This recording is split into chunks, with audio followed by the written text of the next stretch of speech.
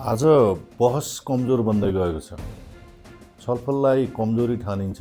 संवादलाई चाहिँ मौनताले विस्थापित गरेको छ र हिंसालाई बहादुरीको आवरण उडाइदिएछ। जब तर्क असहज लाग्न थाल्छ, प्रश्नहरूलाई शत्रु जस्तै हेरिन्छ भने आजकल योजना भन्दा पनि आवेग चाहिँ हावी भएको छ हाम्रो समाजमा। त्यहीँबाट नै लोकतन्त्र र सभ्य समाजको चाहिँ क्षयीकरण सुरु हुन्छ। खास यतिखेर एक महान दार्शनिकको भनाइ पनि सम्झना आउँछ, मलाई सान्दर्भिकता पनि लाग्दछ। जहाँ तर्क चाहिँ समाप्त हुन्छ त्यहीँ हिंसाको चाहिँ जन्म हुन्छ। यो सभ्य समाजले तर्कलाई कहिल्यै समाप्त हुन दिँदैन। त्यसकारण आज नेपाल यो इतिहासकै अत्यन्तै चाहिँ तपाईँको संवेदनशील र सङ्क्रमण कालमा चाहिँ उभिएको चाहिँ महसुस भइरहेछ। र यो समय कुनै गर्जन धम्की होइन डर राजनीति चाहिँ गर्ने होइन। वास्तवमा यतिखेर संयम भएर विचार विवेक र होइन जिम्मेवारीताका साथ एउटा संवादको माध्यमबाट यो राजनीति चाहिँ डोर्याउनु पर्ने अवस्था आएको छ। त्यसकारण राष्ट्रलाई खालि नारा खोक्रा नारा अथवा फल्स प्रमिसेसहरूले दिएर चाहिँ बन्दैन। वास्तवमा यो बनाउँछु यो गर्छु भनेर होइन आम नेपाली दाजुभाइ दिदीबहिनीमा त्यस्तो खालको चाहिँ खालि नारा मात्र दिने होइन यो बनाउँछु भन्ने यो होइन। यसलाई स्पष्ट दृष्टिकोण र चाहिँ दीर्घकालीन एउटा नीतिहरू चाहिँ तय गरेर तदनुरूप चाहिँ आफू चाहिँ अगाडि बढ्नुपर्छ। त्यसकारण यो समृद्धि समुन्नत भने डरबाट होइन, साझा चाहिँ समझदारी होइन तपाईँको चाहिँ नीतिगत स्पष्टता र नागरिक चाहिँ सहभागिताबाट मात्र जन्मिन्छ। नागरिकले त्यसलाई ओन पनि गर्नु पर्यो र त्यो जनसहभागितामूलक एउटा हरेक विकास प्रशासनमा समेत त्यो चाहिँ इन्ट्रोड्युस गर्नुपर्ने अवस्था छ। हामीलाई शक्ति प्रदर्शन गर्न चाहिँ नेताहरू चाहिएको होइन। वास्तवमा अब नेताहरूले चाहिँ के भन्दा स्पष्ट दृष्टिकोण देखाउने र सबल नेतृत्व र सक्षम र असल नेतृत्व चाहिँ चाहिएको छ वास्तवमा हामी नेपालले। र हामीलाई खालि भिडले मात्र देखाउने, भिड होइन प्रश्न गर्न सक्ने होइन सोच्न सक्ने र चाहिँ दिएको जिम्मेवारी चाहिँ वहन गर्ने चाहिँ नागरिक चाहिँ वास्तवमा चाहिएको छ। तर त्यो नागरिक हामी हुनु पनि पर्छ भन्ने मलाई लाग्दछ। र यो लोकतन्त्र रक्षा यो आवाज चाहिँ चर्को भइरह्यो भने त्यसलाई डेलिभरी गरेर हुन्छ। जहाँ तपाईँले लोकतन्त्र चाहिँ को जहाँ होइन सबल पक्ष भन्नु नै के हो भने जनताका सम्पूर्ण उनीहरूका फन्डामेन्टल राइट्सदेखि अन्य राइट्सदेखि लिएर यी सबै कुराहरू चाहिँ एउटा सुअनुशासित भएर अगाडि बढ्ने खालको वातावरण बनाउनु जरुरी हुन्छ र त्यहाँ तर्क चाहिँ मजबुत भएर आउनुपर्छ। र नमस्कार, म समुन्नत नेपाल पार्टीको सभापति सर्वेन्द्र खनाल। आज तपाईँहरूसँग म केही कुराहरू लिएर आएको छु जुन समुन्नत नेपाल पार्टीको एउटा संक्षिप्त एउटा घोषणा पत्रको रूपमा पार्टीको एउटा मार्गदर्शक सिद्धान्त एकता प्रगति र गौरव प्राग्मेटिक प्रस्परिजम, जहाँ यो चाहिँ समुन्नतवादलाई चाहिँ हामीले इन्ट्रोड्युस गरेका छौँ र अधिकार समृद्धि र राष्ट्रिय हितलाई केन्द्रमा राख्ने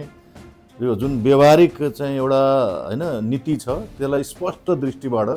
राष्ट्र निर्माण गर्ने चाहिँ यसको लक्ष्य। राजनैतिक दर्शन र शासन व्यवस्था यो चाहिँ लिबरल इकोनोमी र सँगसँगै सबल निजी क्षेत्र होइन उदार अर्थतन्त्र प्लस सबल निजी क्षेत्र र समाजको स्वामित्व भएर त्यो राज्यले चाहिँ एउटा नियामक चाहिँ संस्थाको रूपमा काम गर्ने नियामक चाहिँ नि राज्य त्यसले चाहिँ टोटलमा यसलाई समुन्नतवाद चाहिँ यसरी नै यो विभिन्न एलिमेन्ट्सहरूको एउटा चाहिँ डाइनामिक्स एउटा मिलेर त्यसमा समुन्नतवाद चाहिँ आउँदछ। वास्तवमा गरिबी चाहिँ हाम्रो प्रमुख शत्रु हो र राष्ट्रिय समुन्नति चाहिँ हामी सबैको साझा जिम्मेवारी। र यो भदौ 23 र 24 गतेको जेनजी एउटा मुभमेन्ट भयो। यो मुभमेन्टले आम रूपमा नेपालीको भावनालाई जुन अपेक्षा गरिएका छन् होइन राज्यसँगको अपेक्षा सरकारसँगको अपेक्षा सँगसँगै समग्र युथको भनौँ न जेनजी प्लस मिलेनियल्सको लागि जुन उहाँहरूले आफूलाई डिप्राइभ्ड भएर जुन चाहिँ अथवा हामीलाई यो राज्यको मूल प्रभावमा नसमेटिएका चाहे विकास निर्माणकादेखि यो डेभलपमेन्ट गभर्मेन्ट पोलिसी लेभलमा होस् र यो राज्यका अन्य होइन संरचनाहरूमा जुन उहाँहरूले आफूलाई चाहिँ त्यो होइन उपस्थित नभएको विषयहरू जुन छ त्यो भएको हुनाले त्यसमा चाहिँ 30% चाहिँ हामीले संसदीय सिट चाहिँ त्यो पुस्तालाई चाहिँ आरक्षण गर्ने र संविधानको औचित्यपूर्ण कार्यान्वयन भनेका छौँ। जुन संविधानमा व्यवस्था त भएका छन्, केही कुरा राम्रा छन् नेपालको संविधान 2072 को अवस्थामा, तर त्यहाँ चाहिँ के भने गर्न नसकिने विषयहरू एकदम एजम्सन प्रिजम्सन त ठुला ठुला छन् होइन। संविधान राम्रो भनेर डकुमेन्टेसनको पार्टमा त भए, तर त्यसलाई कार्यान्वयन गर्नेसम्म चाहिँ त्यसलाई के हुन् त त्यसका पूर्वाधारहरू गर्न सकिने हुन् कि होइनन् भन्ने विषयलाई चाहिँ ध्यान नदिकन जुन कुराहरू बनेका छन् त्यो कुरालाई चाहिँ एउटा औचित्यपूर्ण कार्यान्वयनको पक्षमा लैजाने त्यो चाहिँ गर्न सकिन्छ। नहुने कुरालाई रिफर्म गर्ने, अमेन्डमेन्ट गर्ने विषयहरू पनि हामीले राखेका छौँ र सँगसँगै हामीले प्रत्यक्ष निर्वाचित कार्यकारी प्रधानमन्त्रीको व्यवस्था गरेका छौँ र 165 सदस्यीय चाहिँ प्रत्यक्ष निर्वाचित यो चाहिँ प्रतिनिधि सभा, पूर्ण समानुपातिक चाहिँ एउटा राष्ट्रिय सभाको चाहिँ हामीले एउटा यो हाम्रो उसमा समावेश गरेका छौँ र सँगसँगै यो प्रदेशमा चाहिँ प्रत्यक्ष निर्वाचित मुख्यमन्त्री गर्ने र त्यो मुख्यमन्त्रीको एउटा चाहिँ होइन मन्त्रीमण्डलको उसमा चाहिँ विज्ञहरूको चाहिँ बाहुल्य हुन्छ र विज्ञहरूको आधारित चाहिँ मन्त्रीमण्डल बन्छ, जसले गर्दा यो चाहिँ अलिक प्राग्मेटिक खालको वस्तुवादी एउटा चाहिँ अगाडि विकास निर्माण सँगसँगै शान्ति सुव्यवस्था सँगसँगै सबै विषयहरू समग्र समुन्नत बनाउनेतर्फ चाहिँ योगदान गर्ने खालको त्यो मन्त्रीमण्डल रहनेछ र सँगसँगै प्रदेशसभा रहित एउटा सशक्त स्थानीय सरकार रहनेछ, जसमा ओभरसाइट मेकानिजम चाहिँ प्रदेशमा रहनेछ र प्रदेश मन्त्रीमण्डलबाट नै गर्नेछ।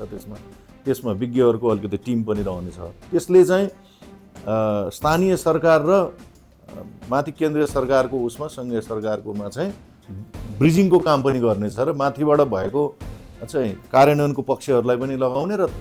त्यो स्थानीय सरकारबाट भए गरेका कामहरूको अनुगमन नियमन गर्ने सहित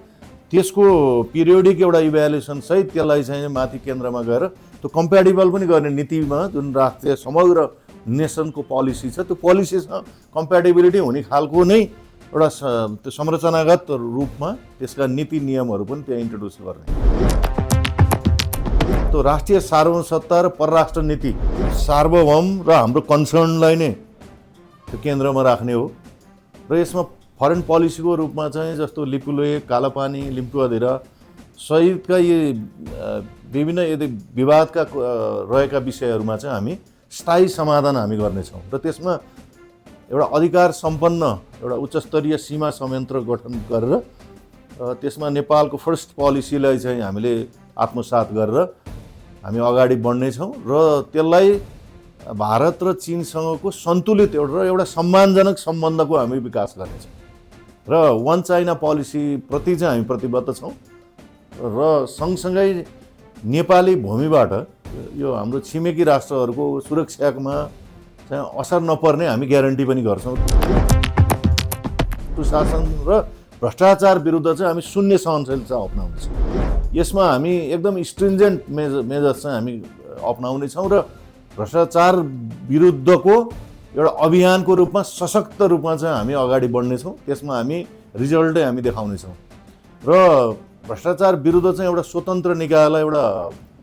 यो पूर्ण अधिकार पनि दिने र त्यसमा चाहिँ यो विज्ञहरूको चाहिँ भन्नुहोस् न त्यो आयोगमा अथवा चाहिँ त्यो बडीमा चाहिँ सम्मिलित हुनुहुन्छ र यसलाई एकदम स्पष्ट र पारदर्शी र विवादरहित र काहीँ पनि संशय राख्ने पर्ने खालको नभइकन त्यो चाहिँ अगाडि चल्ने संवैधानिक निकायको चाहिँ हामी स्थापित गर्नेछौँ। भ्रष्टाचारीहरूको चाहिँ सम्पत्ति त्यो फटाफट राष्ट्रियकरण पनि गर्छौँ हामी। त्यो राष्ट्रियकरण गर्नलाई ढिलाइ पनि गर्दैनौँ र राष्ट्रियकरण गरिकन विकास निर्माणको कुरामा त्यो जुन चाहिँ एउटा रेभिन्यू जेनेरेटको रूपमा चाहिँ हामीले त्यसलाई लगाएर राष्ट्र निर्माणमा हामी लगानी पनि गर्नेछौँ र स्वविवेकीय त्यो अधिकार पनि जथाभावी राखेको देखिन्छ, त्यो चाहिँ कटौती गर्छौँ हामी। किन त्यो स्वविवेकीय अधिकार त सही र न्याय सम्पादन गर्नका लागि हो नि त, होइन? न्याय सम्पादन होस् र समग्रमा एउटा न्यायमूलक समतामूलक एउटा समाज बनोस् भन्ने किसिमको कारणले राखेको हो। तर यो स्वविवेकीय अधिकार चाहिँ कति भ्रष्टहरूका लागि र कति पहुँच भएका लागि मात्र उपयोग भएको र दुरुपयोग भएको विचारलाई चाहिँ हामी यो चाहिँ कटौती गर्छौँ हामी। र यो डिजिटल सुशासनको ट्रान्सपरेन्सीको उसलाई हामी चाहिँ स्थापित गर्छौँ र पारदर्शी सेवा हामी निर्माण गर्नेछौँ। र यसमा अहिलेसम्म सङ्घीयता त आयो, तर यति अन्यल छ तपाईँको निजामती होस् अथवा सुरक्षा उसमा होस् अन्य यो प्रशासनिक सेवामा, यो चाहिँ सङ्घीय जुन निजामती सेवाहरू छ तुरुन्त चाहिँ हामी जारी गर्छौँ। र यसमा विगतका हाम्रा अनुभवहरू जुन छन्,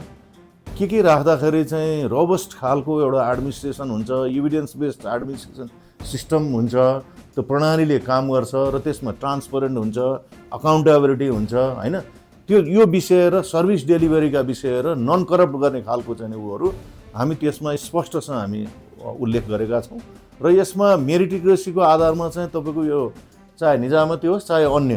होइन सुरक्षा निकायमा पनि सरुवा र बढुवाका कुराहरू हुन्छन् र करियर ग्रोथका कुराहरू पनि त्यहाँ इन्स्योर गरिन्छ कि एउटा नागरिकले कुनै पेसा व्यवसाय अँगालिसकेपछि चाहिँ उसको आफ्नो पारिवारिक रूपमा र आफ्ना जीवनस्तर अलि सरलताका साथ सहजताका साथ बनाउनका लागि चाहिँ इन्स्योर गर्ने वातावरण चाहिँ हामी गर्छौँ। आर्थिक क्रान्तिकै रूपमा हामी जान्छौँ। सामान्य तपाईँको इभोल्युसनको कुरा होइन, रिभोल्युसन चाहिन्छ र यसका लागि हामीले रोजगारीको चाहिँ सिर्जना गरिन्छ। वास्तवमा यो आइटी बेस्ड पनि हुन्छ। यो रोजगारीका उहरूमा धेरै जसो युथहरूलाई लक्षित भएर होइन रोजगार चाहिँ प्रवर्धन गर्ने, रोजगारीका चाहिँ सिर्जना गर्ने र यहीँबाट नै तपाईँका यो नेपालमा रहेको चाहिने साधन स्रोतलाई उच्चतम उपयोग गरेर सदुपयोग गरेर त्यसैमा आधारित एउटा चाहिने रोजगारहरू चाहिँ प्रवर्धन गर्ने अथवा इन्डस्ट्रीहरू चाहिँ प्रवर्धन गर्ने, स्थापना गर्ने र प्रवर्धन गर्ने कामहरू पनि यहाँ हुन्छ र त्यो एकदम रोबस्ट रूपमा चाहिँ फङ्सनिङ हुन्छ। फेरि त्यसमा 7 वर्षमा हामीले जिडिपी चाहिँ दोब्बर पुर्याउने हामीले लक्ष्य लिएका छौँ र सँगसँगै उत्पादनमुखी र निर्यातमुखी चाहिँ हाम्रो अर्थतन्त्र हुन्छ, जहाँ अहिलेसम्म तपाईँको इम्पोर्ट बेस्ड चाहिँ छ, जहाँ 70% भन्दा बढी त इम्पोर्ट बेस्ड इकोनोमी रहेको छ। यो कुरालाई चाहिँ हामी ठ्याक्कै रिभर्स गर्नुपर्ने अवस्था र यसलाई ठुलै कन्भिक्सनका साथ ठुलै एउटा नीतिमा र एक्जिक्युसन लेभलमा पनि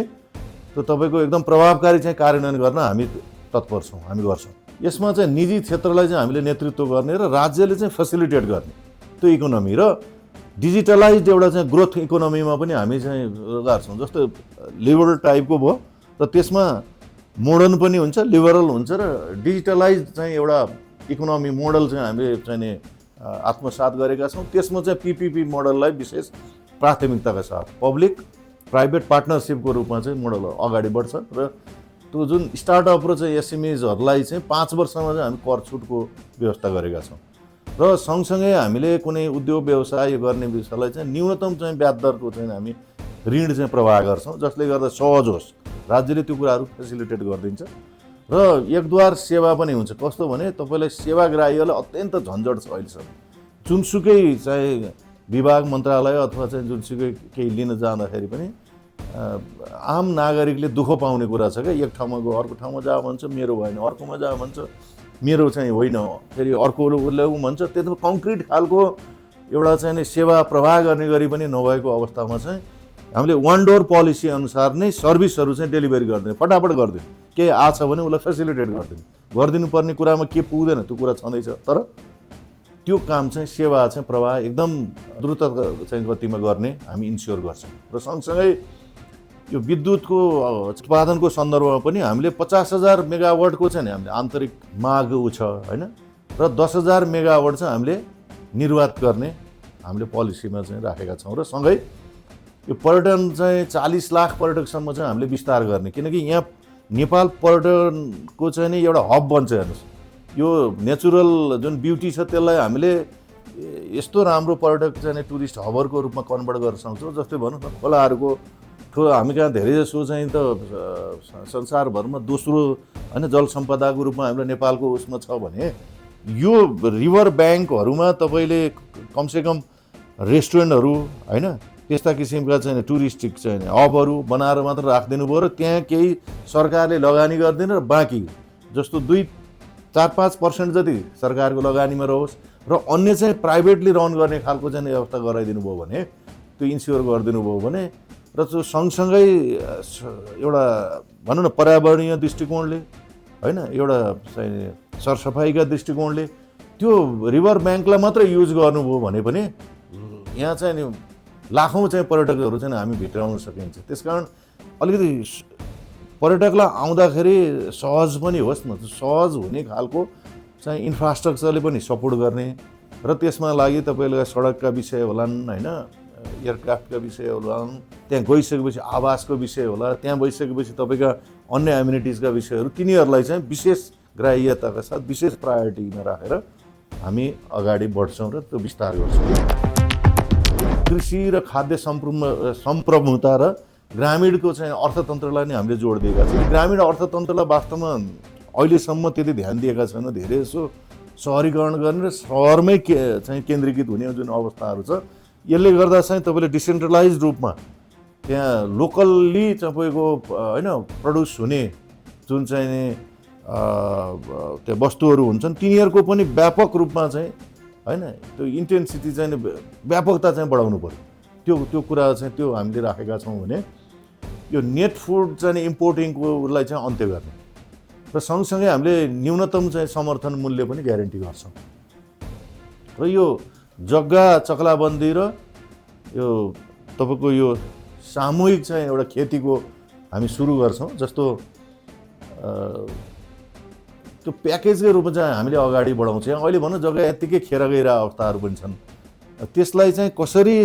एउटा कलेक्टिभ एउटा उसमा सामूहिक खेती चाहिँ गर्न सक्छौँ भनेर हामी त्यो राज्यले नै फेसिलिटेट गरिदिन्छौँ र तदनुरूप नै इन्गेज गराउँछ हामीले चाहिँ होइन नागरिकलाई, पिपललाई। र सिँचाइलाई चाहिँ राष्ट्रिय प्राथमिकतामा राख्दछौँ हामीले। वास्तवमा कतिपय हाम्रा ऊहरू यत्तिकै बाँझो रहिरहेको अवस्थाहरू छन्, यो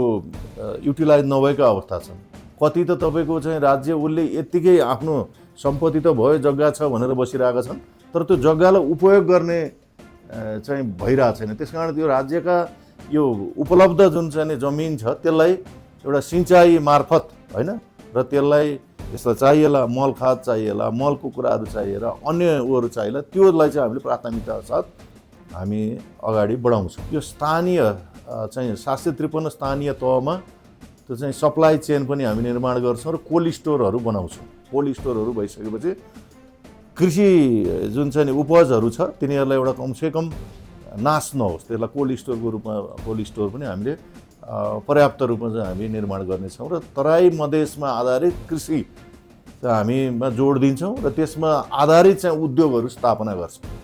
जस्तो भन्नुहोस् न अहिले उखुको उसमा भयो भने कति वर्षदेखिको उखुको कृषकहरूले त्यहाँ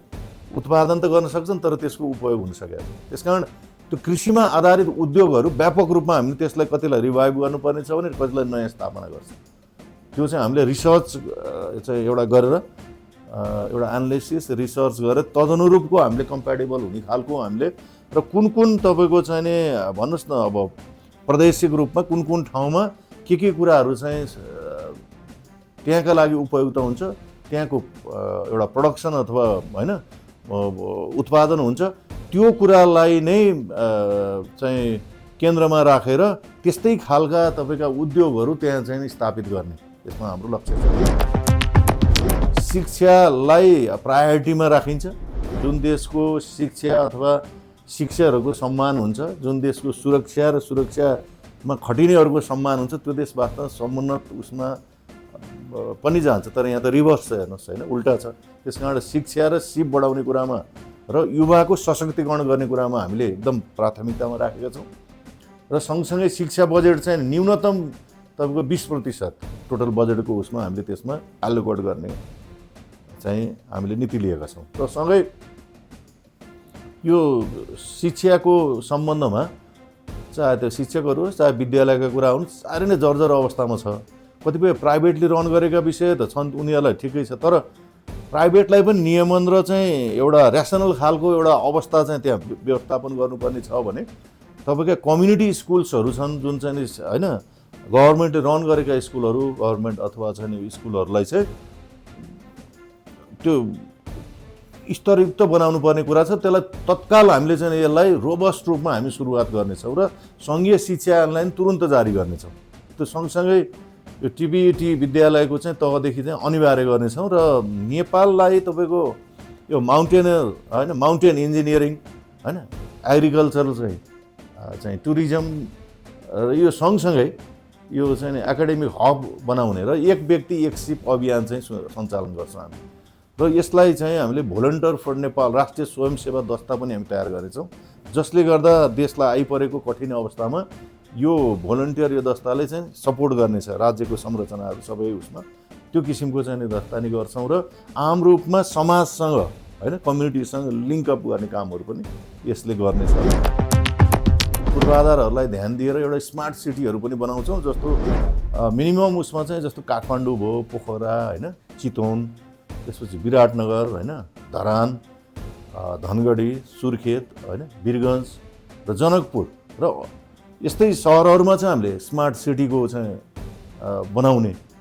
हामीले तत्काल सुरु गर्नेछौँ होइन, हामी सरकारमा पुगेको अवस्थामा। र आवश्यक ठाउँको चाहिँ छनौट गरी अरू स्मार्ट सिटीहरू पनि हामी बढाउँदै लानेछौँ र एउटा जिल्लामा कमसेकम एउटा स्मार्ट चाहिँ सहरको विकास गर्ने र यो काठमाडौँ उपत्यकाको उसमा पनि बाहिरी चक्रपथ बनाउने र मेट्रो चाहिँ सञ्चालन गर्ने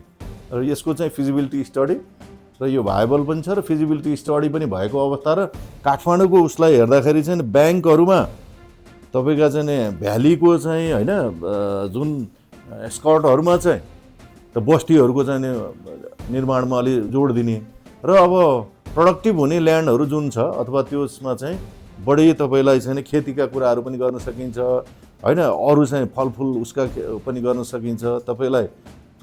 अब फुलकै खेती मात्र पनि गर्न सकिन्छ। कतिपय नेपालमा अहिले तपाईँलाई हेर्नुभयो भने बाहिरका चाहिँ मुलुकहरू जस्तो गल्फ कन्ट्रिजहरूमा त्यहाँ नै फुलहरू चाहिँ होइन फ्लोरिकल्चरका कुराहरू भइरहेछन् होइन, एग्रिकल्चरको कुराहरू भइरहेछन् भने हाम्रो देशमा त पानी छ, यतिको ल्यान्ड छ होइन, यहाँ यो उत्पादन हुन सक्ने प्रचुर सम्भावना भएको ठाउँमा हामीले फ्लोरिकल्चर मात्र गरेर त्यसलाई एक्सपोर्ट मात्र गऱ्यो भने ठुलो चाहिँ नेपालको अर्थतन्त्रमा चाहिँ यसले चाहिँ ठुलो टेवा दिन्छ भने यस्ता कुराहरू छन् जुन नेपालकै चाहिँ रिसोर्सेस, नेपालकै र मेटेरियल्स, नेपालमै हुने चाहिँ होइन यो चाहिँ प्रोडक्सन हुने होइन चिजवस्तुहरूबाट नै यी कामहरू चाहिँ नेपालको अर्थतन्त्रमा ठुलो चाहिँ तपाईँको टेवा पुग्ने कुराहरूमा हामी तत्काल सञ्चालनमा ल्याउने काम गर्छौँ। पोखरा र तपाईँको यो भैरवाको विमानस्थललाई चाहिँ पूर्ण क्षमतामा सञ्चालन गर्ने र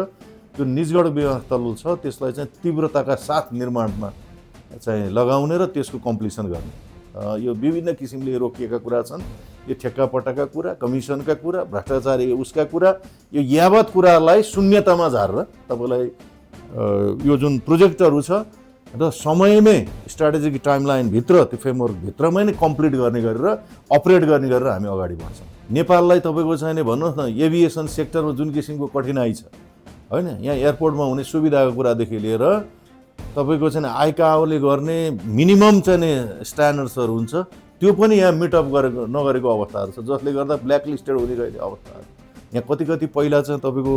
डेस्टिनेसनहरू धेरै थिए, फ्लाइङ डेस्टिनेसन छ, अहिले कहाँ छ, फ्लाइटहरू पनि घटेका छन्, एयरक्राफ्ट पनि लगेर चाहिँ तपाईँको करप्सनले गर्दाखेरि होइन डामाडोलको अवस्था छ। बाहिर इन्टरनेसनल आइकाओले गर्दाखेरि चाहिँ बारम्बार चाहिँ त्यहाँ चाहिँ तपाईँहरूको एयरपोर्टको चाहिँ होइन स्ट्यान्डर्डाइज भएन, यसमा ध्यान दिएन भन्ने कुराहरू आइरहेको हुन्छ। यो व्यापक यस्ता किसिमका अनियमितताहरू र गर्नु यिनलाई चाहिँ कम्प्लिट रूपमा एबोलिस गरेर हामी यसलाई निर्बाध रूपमा र इन्टरनेसनल्ली नै चाहिँ त्यो होइन सेट प्रिन्सिपल्सहरू सेट चाहिँ नै होइन गाइडलाइन्सहरू र त्यो स्तरको चाहिँ हामी यो तपाईँको हवाईका अड्डादेखि लिएर होइन विमानको एउटा सुरक्षित अवस्थादेखि लिएर यसलाई चाहिँ अन्तर्राष्ट्रिय रूपमा नै एउटा सम्मानित हुने खालको चाहिँ व्यवस्था चाहिँ हामी मिलाउँछौँ। स्वास्थ्यको भयो होइन, सामाजिक न्यायका विषयहरू भए र सुरक्षाका विषयहरूमा पनि अहिलेको ग्लोबलाइट पर्सपेक्टिभमा नेपाल र नेपालीले बाहिर विदेशमा भएका उहरूले जसरी चाहिँ आफ्ना उहरू होइन अधिकारहरू उपयोग गरिरहेछन्, कमसेकम त्यही स्तरमा हामीले पुग्नका लागि हामीले चाहिँ यी होइन विभिन्न किसिमका चाहिँ हाम्रा नीतिहरू पनि हामीले अवलम्बन गर्छौँ र सँगसँगै यो आधारभूत स्वास्थ्य सीमा यो चाहिँ बिमालाई पनि अनिवार्य गर्छ र सँगै यो सहकारी भयो, त्यसपछि लघु वित्त भयो, मिटर ब्याज यो पीडितहरूलाई पनि तत्काल न्यायको प्याकेज हामी सुरु गर्छौँ। यसमा तपाईँको 65-70 लाखभन्दा बढी त यो चाहिँ आर्थिक अपराधले गर्दाखेरि सहकारी पीडित, लघु वित्त पीडित, मिटर ब्याज पीडितहरू छ। अब भन्नु यतिको चङ्क जुन चाहिँ मानिस नागरिकहरू पीडित छन्, यसलाई त तत्काल न्याय दिनका लागि अगाडि बढ्नु पऱ्यो नि। यो विषयहरू हामीले तत्काल उठाइन्छ र न्याय दिलाइन्छ र सँगै सुरक्षा निकायको चाहिँ जुन मनोबल छ त्यसलाई वृद्धि गरिन्छ र आम रूपमा सुरक्षित हुने वातावरण हामीले सिर्जना गरिन्छ र समग्रमा आन्तरिक सुरक्षा सँगसँगै हाम्रो यो जुन होइन राष्ट्र चाहिँ उसको सुरक्षाको उसमा पनि हामी एकदम अब्बल उसका साथ हामी अगाडि चाहिँ हामी त्यसलाई संस्थागत रूपमा चाहिँ अगाडि बढाउँछौँ। यो आधारभूत आएको चाहिँ चरणबद्ध रूपमा चाहिँ हामी लागू गर्छौँ। ग्रिन इकोनोमी छ होइन, यो हरित अर्थतन्त्र चाहिँ एउटा ग्लोबल वार्मिङले गर्दाखेरि यो वातावरणीय होइन एउटा चाहिँ जुन दूषित अथवा प्रदूषणको अवस्था छ र सँगसँगै हाम्रो जस्तो देशमा हिमालहरू यतिका हिमालहरू जसले गर्दा हामीलाई होइन यसैको बाट चाहिँ अन्य किसिमका होइन नदीनालादेखि होइन ऊर्जा आउने विषयदेखि यसमा पर्यटकीय दृष्टिकोणले हेर्नेदेखि कमसेकम यसलाई यो ग्लोबल वार्मिङ मात्र होइन, यो त तपाईँको बाहिरको चाहिँ त्यो ग्लोबल वार्मिङको चाहिँ असर हाम्रो नेपाललाई नि परिरहेको अवस्थामा चाहिँ इन्टरनेसनली पनि यसलाई एड्रेस सम्बोधन गर्नका लागि हामी दह्रो बलियो चाहिँ उपस्थिति हामी बनाउँछौँ। हाम्रो यो पार्टीको चाहिँ हाम्रो दृष्टिकोण उसमा राखेका छौँ र यो सरकारमा गएको अवस्था हामी गर्छौँ र 2035सम्म चाहिँ यो 50% चाहिँ नवीकरणीय चाहिँ ऊर्जा चाहिँ हामी लागू गर्नेछौँ र सँगसँगै यो जलवायु परिवर्तन विरुद्धको चाहिँ जुन दिगो नीति छ र युएनले पनि राखेको जुन सस्टेनेबल चाहिँ डेभलपमेन्टको गोलसँगैको कुराहरू छ त्यो विषय पनि कम्प्याटेबल हुने गरेर हामी अगाडि बढ्छौँ र सँगै हामीलाई जुन हाम्रो प्राकृतिक सम्पदाको रूपमा रहेका हिमाल होइन यो चुरेर चाहिँ यो जुन छ प्राकृतिक स्रोतको त्यो चाहिँ बिल्कुल हामी चाहिँ संरक्षण गर्छौँ र यसबाट म्याक्सिमम होइन हाम्रो देशले एउटा उत्पादकत्वमा चाहिँ यसले योगदान पुर्याओस् भनेर यस अनुरूपका तदनुरूपका चाहिँ होइन उद्योग प्रवर्धन व्यवसाय गर्नेमा पनि हामी ध्यान दिन्छौँ। समुन्नत नेपाल पार्टीले एउटा इभिडेन्स बेस्ड र एउटा प्राग्मेटिक रूपमा र वास्तविक होइन वास्तविकतामा रहेर विगतको पनि मूल्याङ्कन होइन र भविष्यमा हुनसक्ने चुनौतीहरूको विषयहरू सबैलाई आकलन गरेर विश्लेषण गरेर यी कुराहरू चाहिँ हामीले तय गरेका छौँ। संवैधानिक अधिकार सँगसँगै जुन समावेशिता र यो मानव अधिकारको कुराहरू छ त्यसलाई पनि सम्पूर्ण नेपालीहरूलाई चाहिँ हेर्ने दृष्टिकोण समान दृष्टिकोण होस्, समान अवसर प्राप्त होस् भन्ने विषयमा चाहिँ यसलाई हामीले प्रभावकारी चाहिँ कार्यान्वयन गर्छौँ र यसमा युनाइटेड नेसनका चाहिँ होइन ह्युमन राइट्स डिक्लेरेसनका कुराहरू छन्, त्यसमा सुरक्षाको मात्र विषय होइन, यसमा फन्डामेन्टल बेसिक जुन राइट्सहरू छन् तिनीहरूलाई पनि प्रभावकारी रूपमा दिनु पऱ्यो होइन। खानापाना स्वास्थ्यका विषयदेखि लिएर उनीहरूको आफ्नो वैयक्तिक अधिकारकादेखि लिएर होइन सम्पत्तिका अधिकारदेखि लिएर यी व्यापक कुराहरूलाई पनि इन्स्योर गरिन्छ र सँगसँगै भएका कानुनहरू प्रभावकारी रूपमा हामी कार्यान्वयन गर्छौँ। मानव अधिकारमा जस्तो अभिव्यक्ति स्वतन्त्रता र प्रेसको फ्रिडमका कुराहरूदेखि लिएर र निजी सम्पत्तिको चाहिँ पूर्ण सुरक्षाको पनि हामी इन्स्योर गराउँछौँ। एनआरएन नन रेजिडेन्ट नेपालीहरूको सन्दर्भमा पनि बारम्बार उहाँले उठाइरहनु भएको छ उहाँले मुद्दाहरू। हामी नेपाल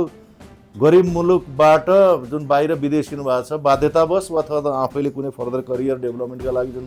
बाहिर जानुभएको छ उहाँले राष्ट्र निर्माणका लागि योगदान पुर्याउने जुन वातावरण हामी इन्स्योर गर्दछौँ र एनआरएनबाट लगानीको सुरक्षाको चाहिँ हामी ग्यारेन्टी दिन्छौँ र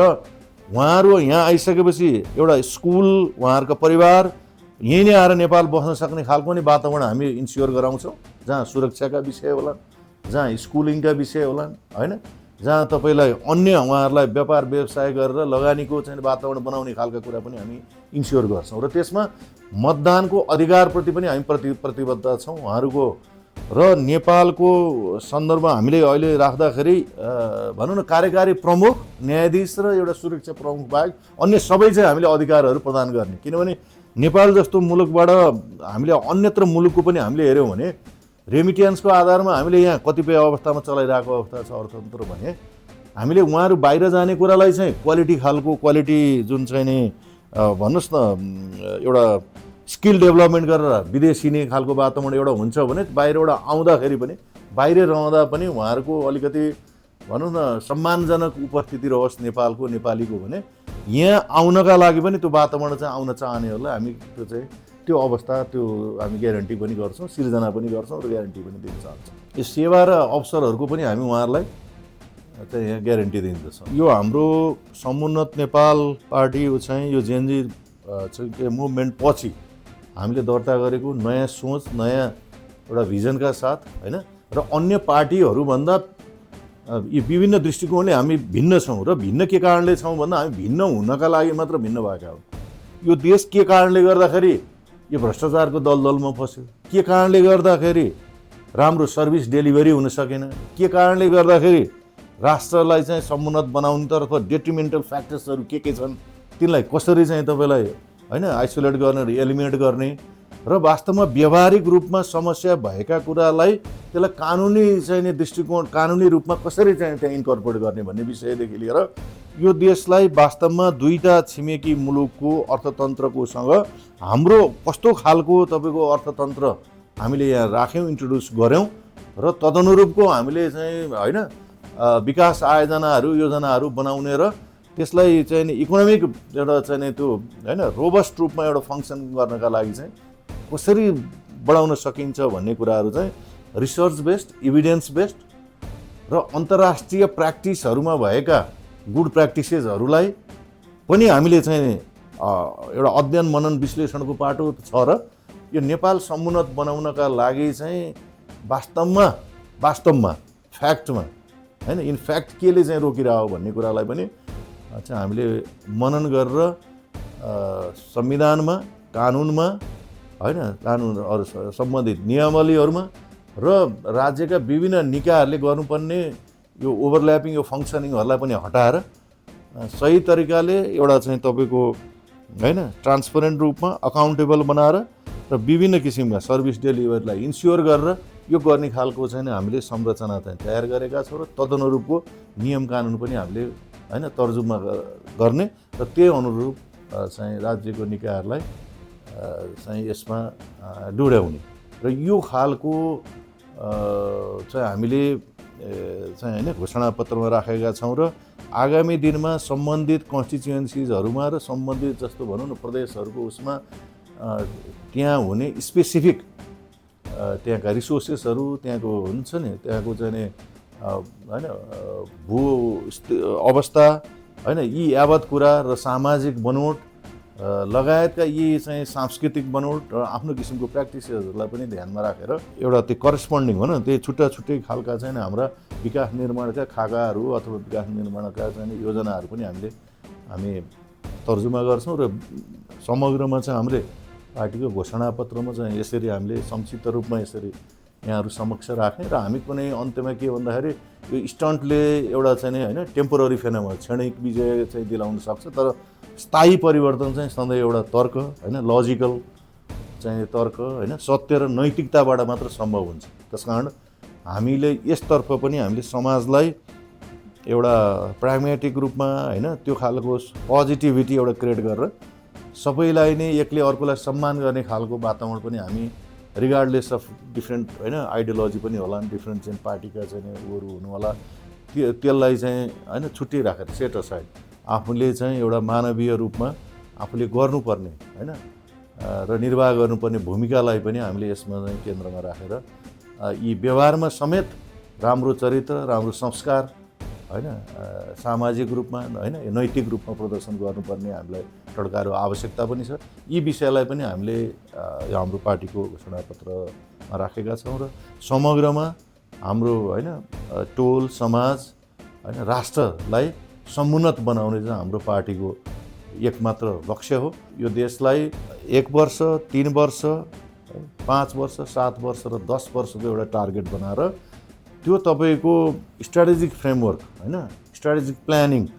र त्यो डेडलाइनभित्र के कामहरू कम्प्लिट गर्ने भनेर त्यो अचिभमेन्ट सहित होइन त्यो एउटा कर्पोरेट एउटा चाहिँ मोडलमा समेत हामीले राखेर त्यसलाई चाहिँ दरिएका जो पर्सनलहरू छ दरिएको चाहिँ जो छ जवाफदेही सहित बनाएर नैतिक रूपमा समेत जिम्मेवारी बनाएर यसलाई चाहिँ अगाडि बढाउने र समग्र आम नेपालीको मुहारमा आँसु ल्याउने खुसी ल्याउने र नेपाल र नेपालीलाई अन्तर्राष्ट्रिय परिवेशमा हैन, त्यो प्लेटफर्ममा समेत गर्वको अनुभूति हुने खालको वातावरण हामी बिल्कुल दिलाउन सक्छौँ र त्यो नेतृत्व गर्न त्यो च्यालेन्ज एक्सेप्ट गरेर यसरी पार्टीको रूपमा नै म सभापतिको रूपमा हैन नेतृत्वसहित आएको छु। समग्र आदरणीय महानुभावहरूमा नेपाली दाजुभाइ दिदीबहिनीहरूमा यहाँ रहनुभएका विदेशमा रहनुभएका सम्पूर्णमा म केही इन्स्योर र यहाँलाई एस्योर्ड गराउन चाहन्छु भने हामी यो बोल्नका लागि अथवा नयाँ पार्टी वा पार्टी बनाएर मात्र जानका लागि होइन, विशेष गरेर अन्य पार्टीभन्दा पृथक दृष्टिकोणसहित व्यवहारिक र सिद्धान्त त लागू गर्न सक्ने सहितको सहित चाहिँ हामीले एउटा हाम्रो हैन नीति सिद्धान्त हामीले एउटा आत्मसात गरेर अगाडि बढेका छौँ। हामीलाई हाम्रो काँधमा एकपटक चाहिँ विश्वास गरेर त्यो जिम्मेवारी हामीलाई हैन वहन गर्ने मौका दिनुहोस्। हामी यो प्रमाणित गरेर देखाउँछौँ कि छोटै समयमा सोचेको भन्दा धेरै उपलब्धिका साथ हामीले त्यो वातावरण ल्याउँछौँ। यो देशलाई सुरक्षित, भ्रष्टाचार रहित हैन विकास निर्माणमा तीव्रताका साथ चाहिँ लगी यो देशलाई समुन्नत बनाउन हामी लालायत छौँ। हामी त्यसैमा चाहिँ हामी एउटा अडिग छौँ। हामी निर्भीकताका साथ एउटा निष्ठापूर्वक हामी चाहिँ अगाडि बढ्नलाई हामी लगायत हाम्रो टिम चाहिँ तयार छ। यहाँले विश्वास गरेर हामीलाई आगामी यो चुनावमा बाँसुरी चिन्हमा आफ्नो अमूल्य मतदान गरेर हामीलाई विजय गराउनु भयो र यो सरकारको चाहिँ लिड गर्ने मौका दिनुभयो भने हामी प्रमाणित गरेर देखाउँछौँ। हामी बारम्बार आउनका लागि झुठा प्रमिसेसहरू लिएर, फल्स प्रमिसेस लिएर आउँदैनौँ। यो जुन कुराहरू हामीले राखेका छौँ ती कुराहरू हामी प्रमाणित गरेर देखाउनेछौँ र यदि देखाउन नसकेको अवस्थामा हामी फेरि पनि आएर नचाहिने कुराहरू गर्दै भोट माग्नु पनि हामी आउने छैन। यो कुराहरू यहाँहरू समक्ष पनि म राख्न चाहन्छु। हस्, धन्यवाद, नमस्कार। देशको मुहार फेर्नलाई, परिवर्तन हेर्नलाई जाग अब नेपाली, उठ अब नेपाली, जाग अब नेपाली, उठ अब नेपाली। फाट सँग तराईको जोड्न सगरमाथा, फाट सँग तराईको जोड्न सगरमाथा। नेपालमा नेपालीले समाएर हात, नेपालमा नेपालीले समाएर हात। अरूभन्दा भिन्न समानताको साथी, देशभन्दा माथि कोही हुँदैन साथी, देशभन्दा माथि कोही हुँदैन साथी। स्वस्तिक छाप